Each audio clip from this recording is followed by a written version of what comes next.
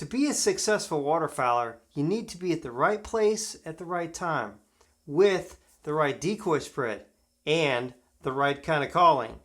Well, today I'm going to be talking about the number one reason why hunters don't get their ducks and geese close enough to shoot and how to fix it. You can do everything right, but if you're not properly hidden, you may be wasting your time. How to hide from waterfowl, this time on Surviving Duck Season.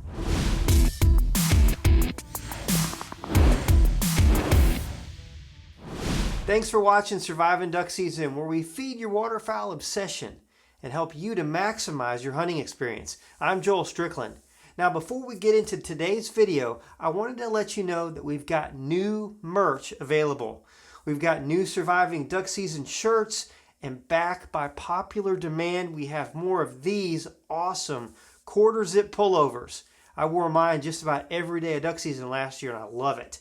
Now, these are athletic fit. They're made to be worn with something thin, like a t-shirt under it, or a base layer, that sort of thing. So if you order your regular size, it's going to be athletic fit, form fitting. So if you want something that maybe fits you just a little bit looser, then make sure you order one size up. You can find them at survivingduckseason.com. Link in the description. My mama was a school teacher. She was smart and wise.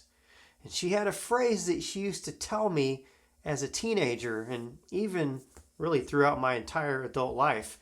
Whenever she would show me something that I didn't know, teach me something, I would go, wow, or wow, that's cool, or something like that. And she would reply, glad I could clear up that little patch of ignorance for you. Well, at first, my sister and I would get really offended when she'd say that to us. But she explained that being ignorant about something doesn't mean you're an idiot. It just means you don't know about something. On a lot of my videos, I guess that's what I'm doing. Clearing up patches of ignorance. No offense, but better for you to hear it from me on a video than learn it the hard way or be called out by somebody on it. When I was probably about 19 or 20, I had a really good field that I loved to duck hunt on the Cache River in Arkansas. I had a blind that set out right in the middle, right where the ducks wanted to use. It was in the perfect spot. Now, one day, when I was leaving the field with my friends, I saw the guys who had been hunting across the road from me. They were coming out about the same time we were, so we stopped and talked with them for a little bit. One of those guys said to me, "You'd probably get your birds a little faster if you would brush that blind in."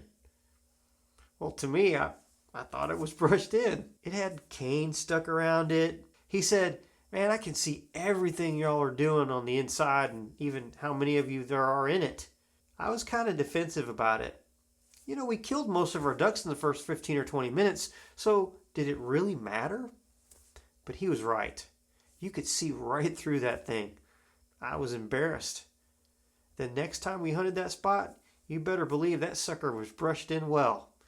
Rick Russell schooled me that day, and I've never forgotten it. In the early season or in the morning low light, you can get away with a lot. September and October ducks in Canada and in the northern states are pretty gullible. Once you get into mid-November and later, it's vital to be hidden well. The more that the ducks see and experience, the warier they get.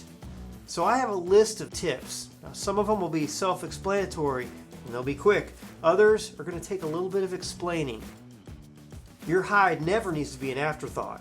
Whether you're hunting private or public, when you scout, when you pick out a place you're going to hunt, you also need to pick out a spot that you're going to hide and know how you're going to get hidden. Remember, ducks have really good eyesight, and most species are going to be coming in from above. Ducks and geese, they're going to be looking down at you and down at your spread. Really, the only exceptions to this might be sea ducks or some of the divers.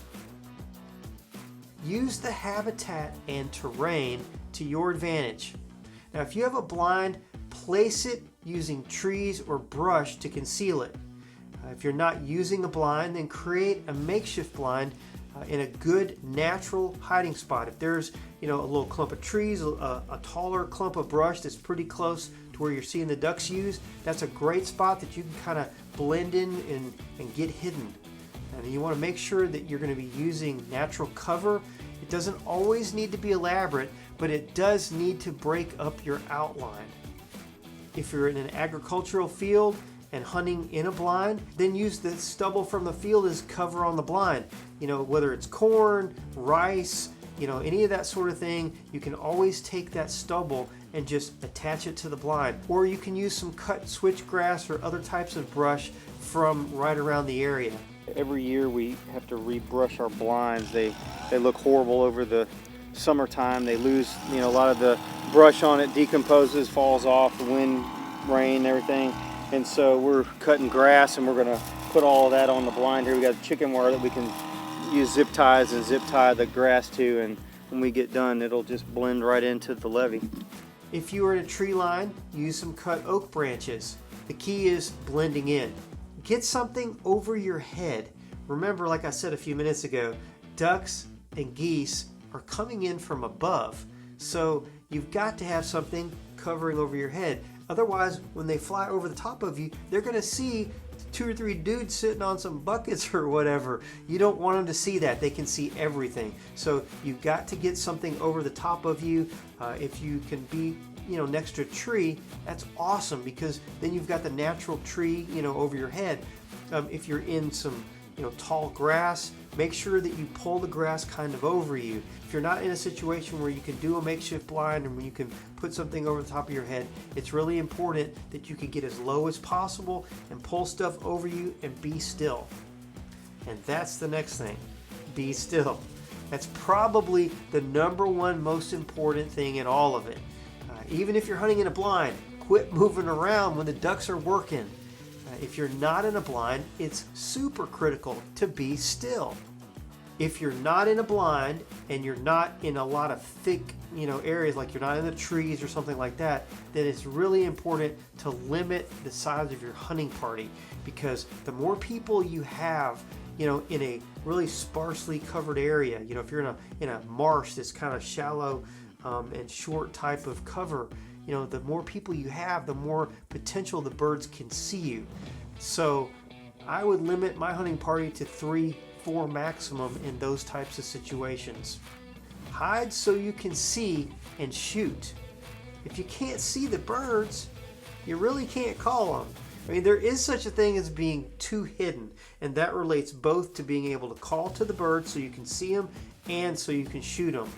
You need to know where the birds are and what they're doing in order to be able to call to them and know when to shoot. So whoever's calling especially, they need to be able to see. But like I said, it's important to be hidden as well. So learn how to move at the right times in the right ways so that you can see the birds when they're working. Make little holes and things like that in your blind. Have areas where you can see out at strategic places so that you're able to see what's going on. Now, I can't possibly describe every kind of scenario that you might encounter or where you may be hunting, so you're just going to have to try different things till you get stuff figured out. As far as shooting goes, like I said, you can be too hidden as well, to where you can't get your gun up to shoot, whether because you've got things that are too close to you and it gets in the way of your firearm, but also maybe just a little bit further out. If you're hunting where you've got a bunch of brush, maybe some tree limbs hanging down in front of you, that sort of thing, if you can't shoot, that's no good either. So you need to have a good position to shoot from. If you're on some dry ground, sit on your butt, right on the ground is a good way to do it, or have some kind of a marsh seat, a bench if you're in a blind, that kind of thing, or from a standing position. Those are really the best ways to be able to effectively shoot a bird when it's time to do that. Crouching or being down on your knees is really tough. It's very uncomfortable, and I try to do that as little as possible. Pre-brush your portable blinds. I've got a really good video about this that I put out a couple months ago. If you missed it, make sure you check it out. Set up so the birds aren't looking at you when they come in. That means to position your blind and set up your decoys based on the wind so that they're going to be coming across. Okay, so you want a crossing wind. That way they don't see your position. Does that make sense? Okay, so what I'm talking about is you don't want to set up like a lot of people say, put the wind at your back and that way the ducks will come into your face. You would be directly behind your decoys and in their line of sight. That's not ideal. The only times I like to hunt this way, where the wind's at my back and the ducks are coming straight into me, is when I'm hunting maybe in a layout blind or otherwise in the middle of the wide open. What about camo clothes? If you're in a blind, my opinion is it's not a big deal. If you're not in a blind, choose camo or even solid drab colors that best suit your environment. Clearing up patches of ignorance, one video at a time. All right, here's another one right here on concealment. Lots of really great stuff on there about blinds. Make sure you check that one out. And if you missed this one right here, make sure you check that one out too. God bless. I'm Joel Strickland, and I'll see you on the next video.